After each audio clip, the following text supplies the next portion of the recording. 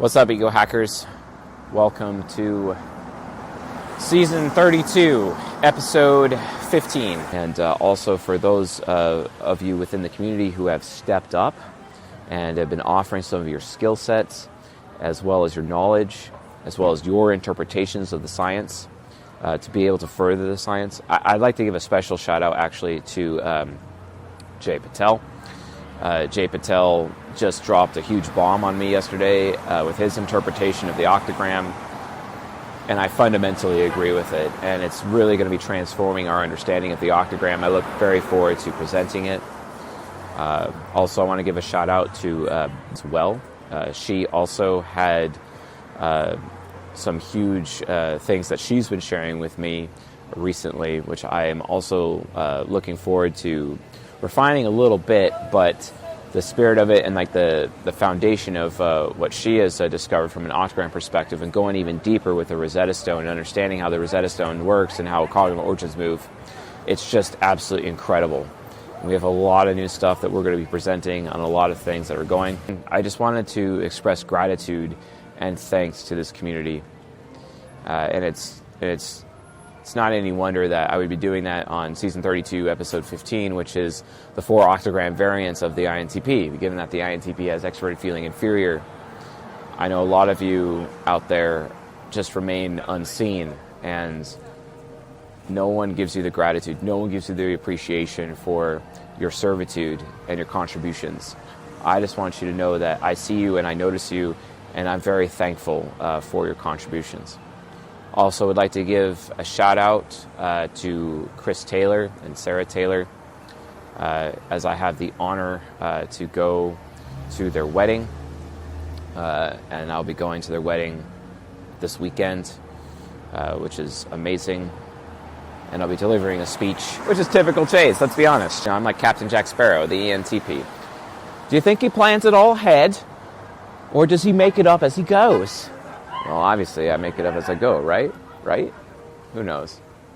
But yeah, regardless, I just wanted to express some thanks and some gratitude to this community. I love this community. I love the Ego Hackers. I love all of you. And thank you for trusting my lead. And as I continue to lead us to getting rid of fatherlessness, to us having better families, to us having just a better life, I'm very grateful. So, that being said, on with the show, on with the actual content for this episode. So, like we do in every episode, what exactly is the Octagram? So, the Octagram is how we as Ego Hackers measure nurture. Originally, the tool that was used by the MBTI blogosphere was known as which is known as the Enneagram, and honestly, I've just finally accepted the fact that I'm an Enneagram 7. I kind of am. Although I don't really agree with the whole selfish aspects of Enneagram 7. Maybe I just look selfish or come off selfish. I don't know. Maybe I'm entitled sometimes. I don't know. I'll leave that to my closest friends to let me know if that's the case, because as it is written, wounds from a friend can be expected, but an enemy multiplies with kisses. So if someone's like fluffing you up, you're probably an enemy. Whereas friends are just going to tell it to you straight. Shout out to Cortland, who did that to me recently in the Ego Hacker men's group known as Tribe, on the Tribe Discord. You just really can't find that accountability. And out of every person in this community, I need to be held accountable the most, because I'm the one who bears the responsibility. I am basically the king of the community.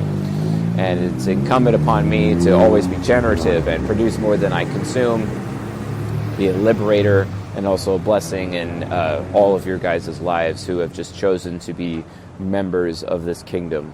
You know, as we continue to build this kingdom and ultimately create a new culture and potentially a new society that will become the envy of the earth. And as a result of that new society, finally, you know, our children will have a future. For I know the plans that I have for you, to prosper you, to not harm you, and to give you a future and a hope. And INTPs, you're absolutely part of that plan. And we do have a plan. Thank you for trusting in the plan. Thank you for verifying the plan, too, with your TI heroes, naturally. Shout out to Uberzerker, got to do that as well, as he is one of those people who definitely verifies from time to time content as well as other things. And also Uberzerker's brother, really cool dude, his twin brother, who's also a TI hero. He's an ISTP. Really like that guy.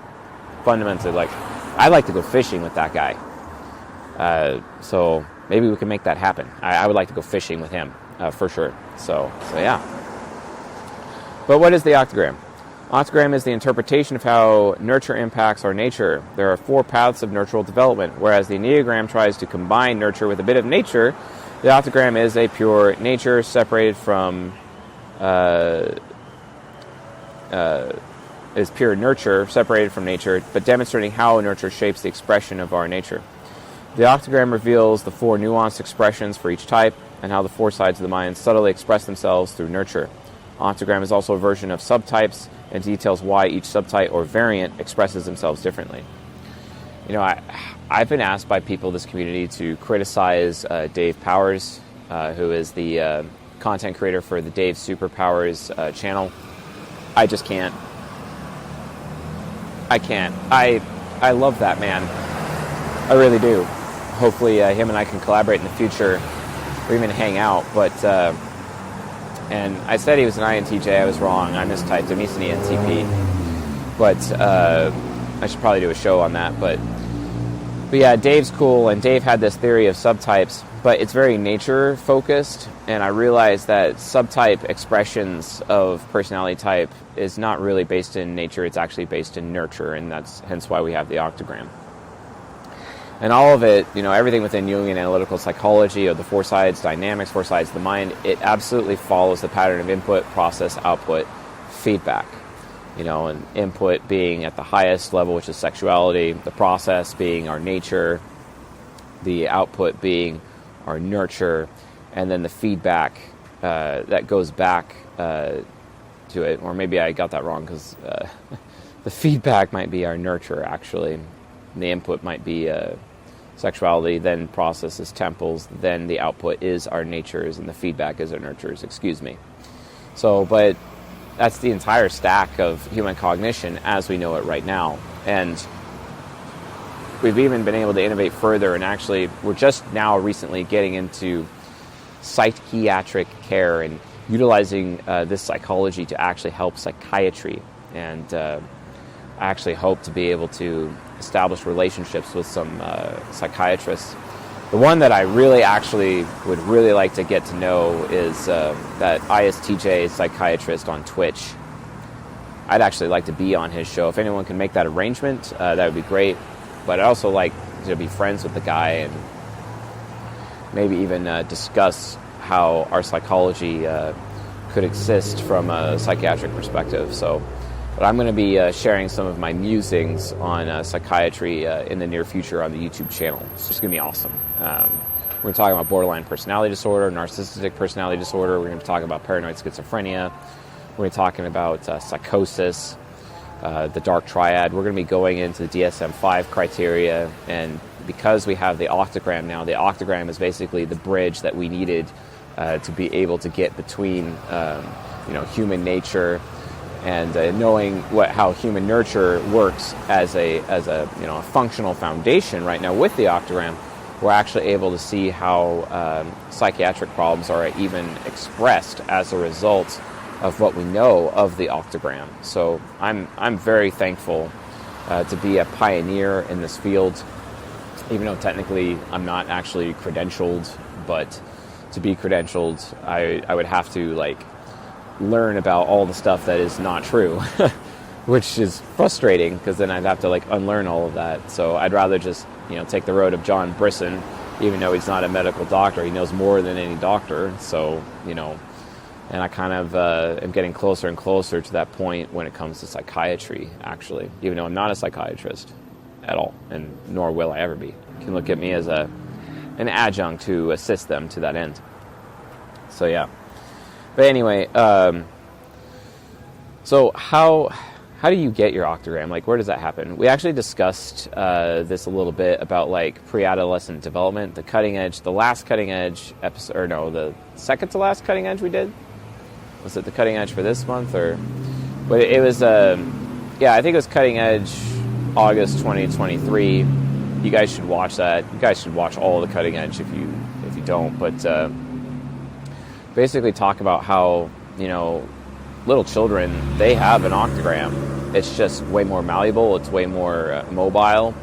And development still changes slower than cognitive focus. Their cognitive focus can change on a dime throughout a day based on who they're around and as their environment changes. But yeah, ultimately, what shapes a person's octagram is environment plus soft locking. And December 2022 is our soft locking episode that we did in Cutting Edge. Please watch that, because I think that is a nice foundational episode for season 32 when it comes to understanding the 4 octagram variants for each of the 16 types, which is awesome. So, are each of the origins separated into the concrete or the abstract? So, body temple is like discovery, which is abstract. Purpose is concrete. Mind temple is authority, which is abstract. Validation is concrete. Heart temple, reverence is abstract. Satisfaction is concrete. Soul temple, justification, is abstract. Intimacy is concrete. The thing is that while I'm presenting this as mostly a theory, we don't exactly understand the cognitive origins entirely in terms of the God functions, which ones are abstract, which ones are concrete. I think we have to look at cognitive axis a little bit, as well as cognitive orbit, but from the perspective of God functions, to be able to determine level of abstraction or concreteness. I think we have to go at that layer instead of just labeling a particular origin to be more abstract or concrete. And I think that's the direction we're going to be going with that. But anyway, paradigm shifts such as moving out of your house, taking on a new lover, changing careers or jobs, having a child, or starting over in a new city often force paradigm shifts in your psyche, changing your cognitive focus. This means that cognitive focus is far more variable, whereas cognitive development is far more static. This is often why childhood first determines cognitive development, and adolescence determines your first somewhat solidified cognitive focus. As you age and circumstances change, your focus changes along with it. Soft locking is basically, so like for example, let's see here, soft locking, for me, like my dad has extroverted feeling hero and I have introverted feeling trickster, but they're both optimistic, so they kind of somewhat work. But my mother's extroverted feeling parent cannot interface with introverted feeling trickster, so it's forcing me to cognitive transition in my superego, which has an FI parent, which that is pessimistic. And then as a result of that pessimistic approach, she's able to interface with my FI from that perspective, but she's putting me in my superego anytime I interact with her, which is rough, pretty rough, all things considered. So soft locking is ultimately, because soft locking happens every day. Every time you come into contact with another human being, you're being soft locked.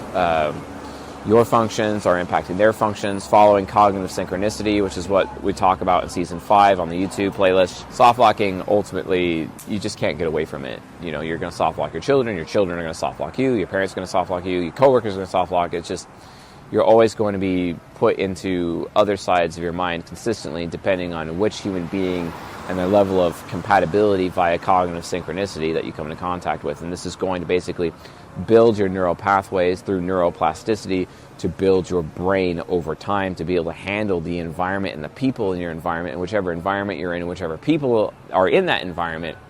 It allows you to adapt to those social situations, because we are social creatures.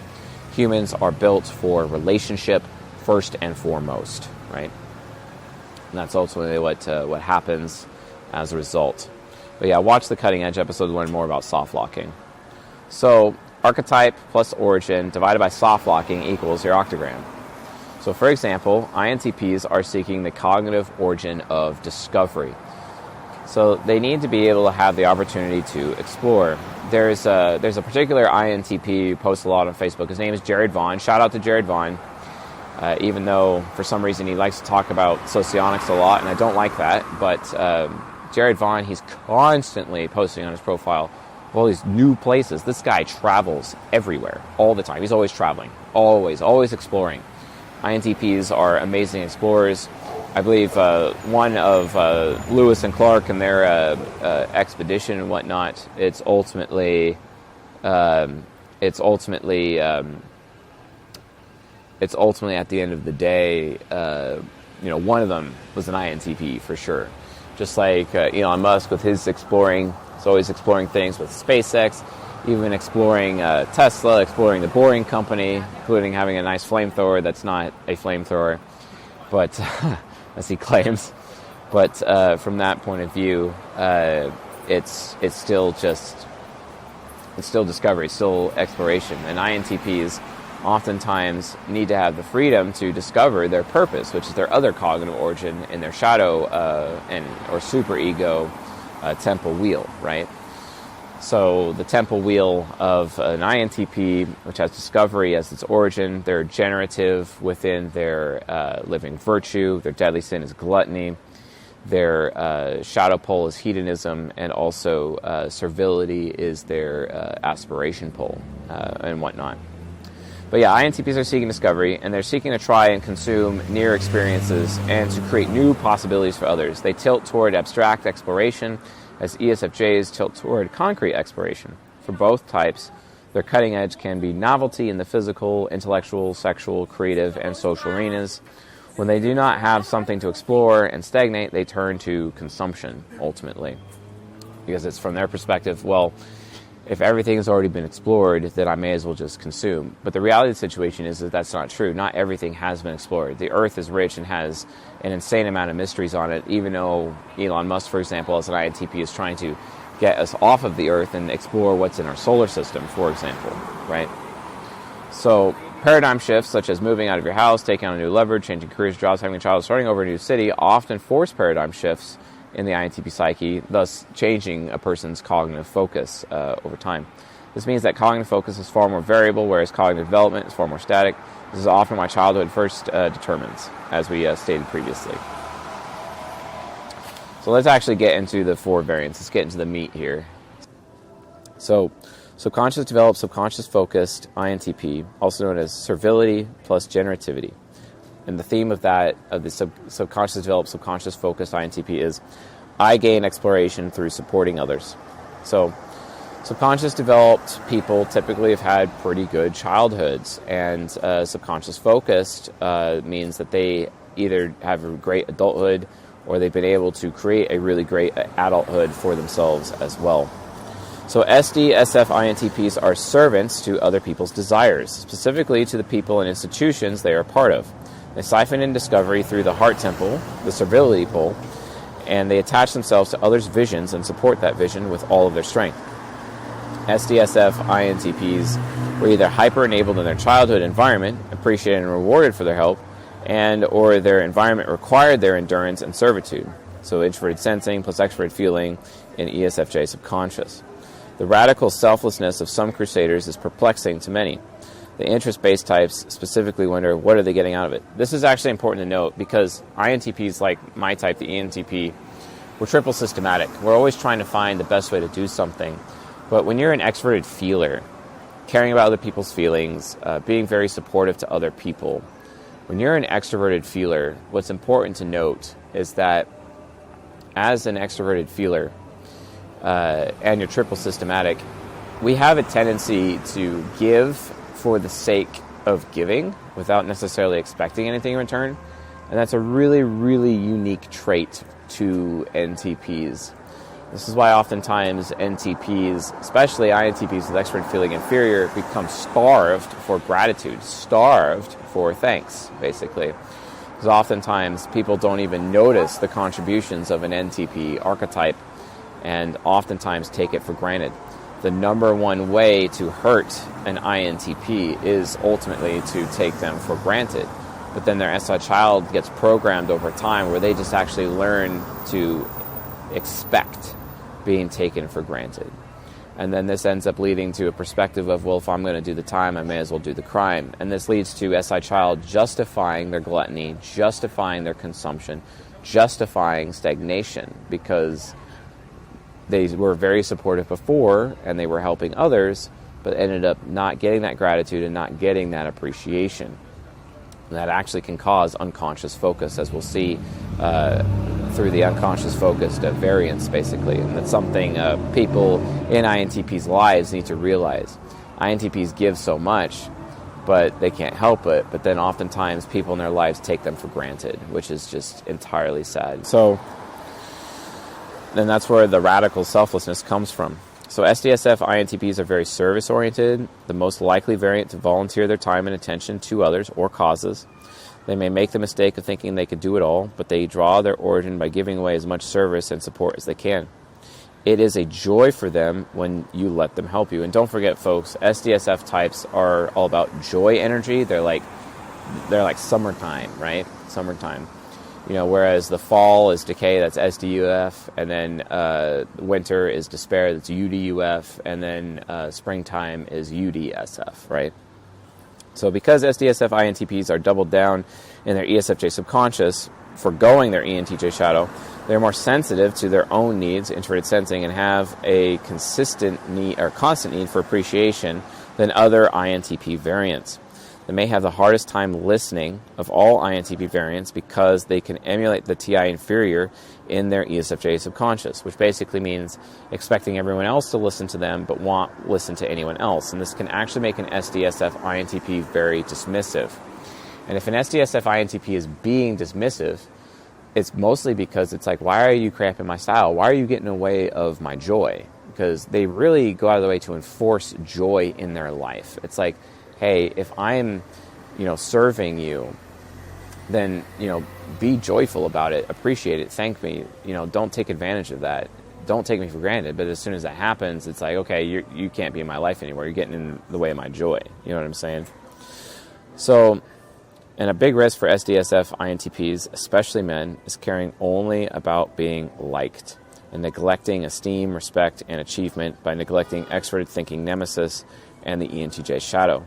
And what that ends up doing is that actually can inhibit the SDSF INTP from going through life and really spending time developing their own personal legacy, because they're oftentimes working on someone else's legacy, basically. Especially, like, for example, if they have an ENTJ golden pair in their life, or even an ISFP in their life that they have a really close connection with or close relationship with. Greed types end up oftentimes being greedy and take advantage of that.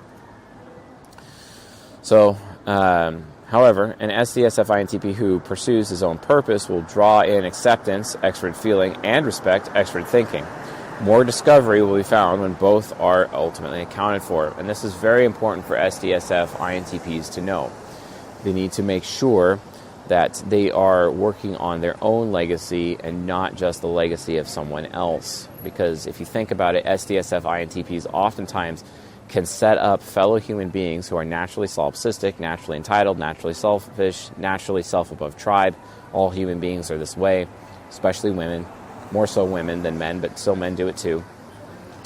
That it ends up becoming a major problem for INTPs. And inhibits them from actually reaching their legacy. They got to remember that they have a legacy too. They got to remember that a shared legacy, while it's important, they need to have a part of it that really belongs to them, that they can be proud of. Not unlike Steve Wozniak, who did that for Steve Jobs. But Steve Wozniak is still honored as a result of Apple being part of his legacy that's shared with Steve Jobs. And oftentimes Woz is forgotten instead of actually remembered for all of his contributions, because Apple would not exist without Steve Wozniak, as much as people give Jobs more of the credit than they give Woz, which is wrong, ultimately. So let's discuss the decay energy, which is subconscious developed, unconscious focused, which is servility plus gluttony. And the theme of that is, I'll serve by giving you the things I enjoy, while I keep consuming.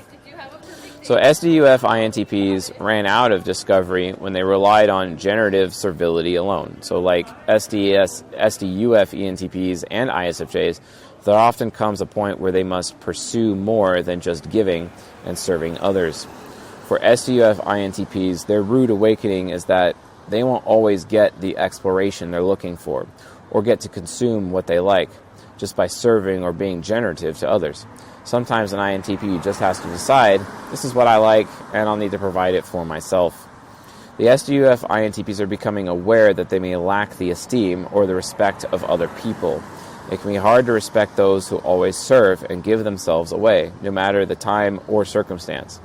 The pull of ENTJ, unconscious focus shadow, is a pull to gather and protect the resources one has for themselves. SDUF INTPs are being pulled to cultivate self-respect. The pull of the SDUF INTP is also boredom. Serving and getting comfortable may be great for ESFJ subconscious, but when their life stagnates, the psyche will push toward ENTJ side, emphasizing a confrontation with what the INTP really wants with NI critic. This is important because SDUF realize it's like, hey, serving others is cool, but they can see that there's a risk of actually losing themselves to those others in the process. And ultimately, that there's a great risk of them being taken for granted.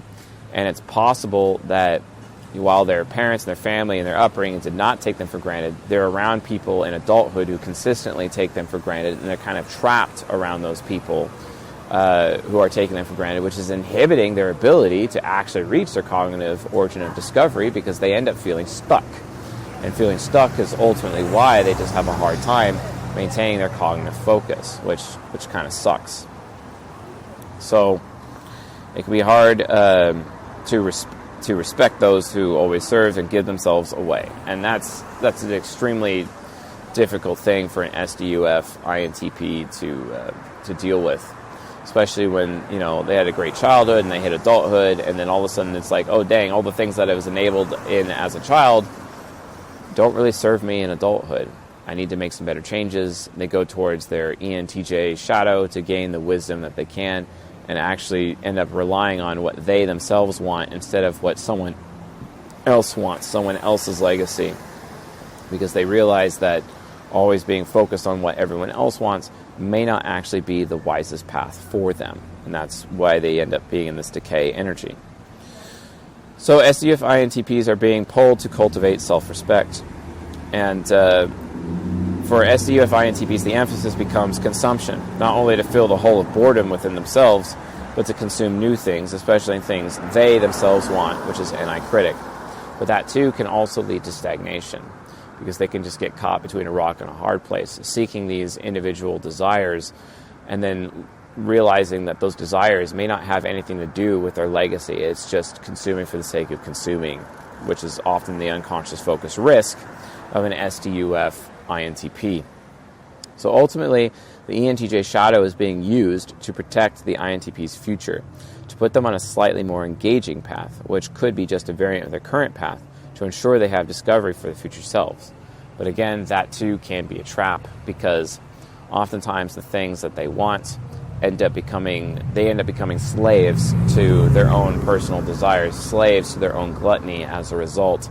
And then they end up getting stuck, they end up destroying their own body. And then that can lead to an SDUF INTP just basically giving up on life and then surrendering entirely to their gluttonous deadly sin, which is very bad. Gluttony being that they consume more than they produce, which is really rough. I recommend an SDUF INTP actually learn how to earn their gluttony, which means they have to first be generative first, and then earn the right to be gluttony because they are first generative. And that's very, very important from an Octagram perspective. Then the UDSF INTP, which is spring energy, and statistically UDSF variants are more successful than other INTPs, and then for all of the types, UDSF also knows the hope energy, basically, which is hedonism plus generativity. And the theme of that is, I will create through pursuing what interests me, and other people will benefit because of what I am pursuing. So UDSF INTPs are arguably the most inventive of all the types. Many of the great inventors, intellectuals, and writers were UDSF INTPs. UDSF INTPs likely formerly UDUF were disabled in their early environment. UD INTPs were likely not appreciated for their thinking or problem solving, and may have had other FEs or parents who were looking for the appreciation of the INTP was also looking for. Unconscious developed INTP's comfort was likely not prioritized in their environment. One key difference between subconscious developed and unconscious developed INTPs is that a subconscious developed INTP is supported in being dutiful, and their origin is met through dutifulness. But an unconscious developed INTP has to generate their own discovery through their hedonism. Instead of someone bringing discovery to them, which is a subconscious developed perspective, the unconscious developed INTPs have to go, find discovery and seek it on their own and bring it to themselves as a result. So, they generate their own discovery through their hedonism and anti-critic by pursuing what they find interesting, not just what other people want them to do. This ability to self-generate, though often stemming from loneliness, depression, and isolation, because they had a really rough childhood and that's what they're used to, can lead to their ability to always have some exploration to offer to other people. They are extremely inventive and resourceful. I actually knew a UD-SF INTP in southern Idaho. He actually sold me my Subaru. Fantastic fellow. Great man. Very, very big-time outdoorsman INTP. And it's not often that you meet an INTP who is an outdoorsman, but he was. He had a nice Tepui going on top of his Subaru. He'd go camping consistently, fishing. He was becoming a master of the elements, a master of the wild, it was just absolutely incredible as he continues to go exploring, and it was exquisite. And he even did time. He was in jail for a while, but he got out of it. He adjusted his life. He really took on that hope that he needed and went all the way from that perspective. And having him in my life, being in his home, hanging out with him, spending a lot of time with him, I really enjoyed that man and the things that we would do together. And I learned so much from him as he would go and explore, and it enabled my ability to explore as well. And he'd share all these amazing systems that he created to conquer the wild and conquer the elements, and certain things and tools needed to do that, or certain ways of doing things. It was just, it was a great experience overall. So being in the body temple, pulling from both the discovery and purpose, unconscious developed INTPs can be insanely generative in a general sense, not just in reference to their living virtue. Their inventions become sprinkled with the personal expression of their ISFP superego until every invention and every discovery can eventually become a work of art. And ultimately, they're able, through these inventions, basically to define their, body temple approach towards their legacy, basically, and leaving something behind, which makes UDSF INTPs absolutely fantastic, not unlike Elon Musk, for example. And then there's the UDUF ones, which is despair energy, also winter, hedonism plus gluttony. I must pull in what others create to survive. It's always about survival mode, UDUF. And all the unconscious focused variants are all about survival mode, basically trying to survive in some capacity. And having been there myself, I totally, relate. I entirely relate. So UDUF INTPs, like all unconscious developed, unconscious focused variants, are in a state of survival. UDUF INTPs likely experienced extreme depression, likely trauma of various sorts, and have had to come face-to-face with their ISFP superego. And the reason why is because they're trying to gain the acceptance of their ISFP superego, because they can't gain acceptance, their FE inferior can't gain acceptance from anyone else in their life. Family, lovers, coworkers, it doesn't matter. They're just not accepted. And they oftentimes go to their superego and make that deal with the devil, basically, in order for them to reach a level of acceptance with their superego, which can be pretty rough for them. So of all INTP variants, UDUF INTPs experienced extreme rejection, either from self or others, likely both, over their worth, desirability, and identity. But I wouldn't really call it rejection in as much as I would call it dejection, because these INTPs are aware of the fact that they've never experienced being someone's choice to begin with. It's like they were always unwanted.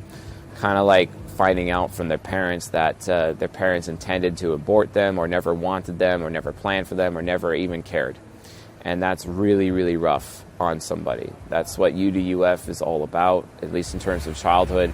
And then that pain continues on into their adulthood. It's really sad. So consumption becomes a way of survival and is the main way they achieve their cognitive origin while in unconscious focus mode. With their environment not supporting their extroverted feeling inferior, which is their need for acceptance, their need to be liked by others, others not appreciating their help, others taking them for granted, there is nothing else to get in the way between the INTP and their own introverted feeling demon. UDUF INTPs were forced to develop some sense of independent self-worth, moral philosophy, and to live by things they actually cared about. UDUF INTPs lead with what they want to consume. Though they can still be dutiful, they are far less easy to take advantage of than the SD subconscious developed INTPs, who are more easily guilted and obligated.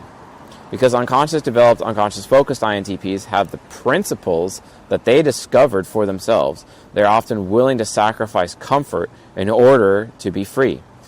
They are much more concerned with their own freedom, purpose, and desire than with SD INTP variants. And the reason why is because discovery, you have to have the freedom to discover. You have to have the freedom to explore. UDUF INTPs, out of the 4 variants, do not have that freedom. And INTPs are pragmatic, which means they're naturally independent, and they want to be independent. And that independence basically ends up getting to a point where it's like, hey, if I don't have that pragmatic independence, that means I will never be able to have the opportunity to explore or discover. So they end up really hyper investing into their purpose so that their purpose will hopefully give them the freedom that they need to actually go explore one day and basically get them out of unconscious focus and into subconscious focus, essentially. They're much more concerned about their own freedom, said that. But there's also a deeper drive for the INTP. They are part of the body temple, yes, but because they are UDUF, the trauma they experienced early in life is likely something they do not want to pass on to future generations. UDF INTP can, at times, especially when hope returns in fragments, can be driven to create an entire new legacy that will be the bedrock for future generations. It's as if their ENTJ side extroverted feeling demons the values of their heritage, which can brought about their trauma in favor of creating a new legacy that meets the ENTJ Shadow's standards. This is actually, I really identify with that personally, having been UDUF for the majority of my life as an ENTP, and one of the main principles that I have as a result of being UDUF myself, especially with the YouTube channel, especially the Ego Hacker community and everything that we're doing to that end and removing fatherlessness, really at a base level, I just don't want anyone to live my past, especially my children. I don't want anyone to live my past. I don't want anyone to have to suffer in the same way that I have suffered. Oftentimes, the people who suffer the most are the people who smile the most, and that's why. And UDUF INTPs end up doing that because from their perspective, it's like, you know, I had no purpose. Purpose was taken away from me. I was not even able to explore. I'm going to give other people a purpose, you know, to that end. But they oftentimes get stuck in their gluttony, and they want to lead with gluttony because from their perspective, they feel like they deserve to be hedonistic. They deserve to be gluttonous because of all of the suffering in their life. A UDF INTP needs to get to the perspective where they realize the fundamental truth. They don't deserve anything. They don't deserve their hedonism. They don't deserve to be gluttonous. They don't. And they need to have a relationship with themselves where they're able to earn the right to be gluttonous. And hedonism is fine, but not when it's really paired with gluttony. They need to earn the right to be gluttonous, which means they need to work on learning how to become more generative. And the more generative they are, then they will not have those risks as a result. And it's very important. So, what are some social engineering implications of Octagram? If cognitive origin never changes, regardless of development and focus, then giving them their origin through their preferred poles is the best way to reach them. So, the servility subconscious development pole is best responded to by accepting the INTP's help, but it's more than just accepting. That is more for the ESFJ, but asking for help. INTPs want to know what you especially want, that you especially want their help, so ask them and accept it. But for the hedonism UD pole and unconscious developed INTPs, they're best met by sharing with the INTP what you're interested in. They respond by knowing what interests you. They want to help give you what is interesting to you, but taking care of their experience, their comfort, and listening to them helps them perpetuate facilitating what you're interested in. So, you know, Subconscious developed ones, ask them for help, or unconscious developed ones, tell them what you want, right? But just come to them. INTPs love it when you come to them, when you factor them in, when you loop them in, when you give them the opportunity to solve your problems, or when you give them an opportunity to give you options and choices. That really actually brings joy to them. It could help them get out of unconscious focus. It could help them get them out of the decay. It can help them get out of that despair and actually ultimately have a better life.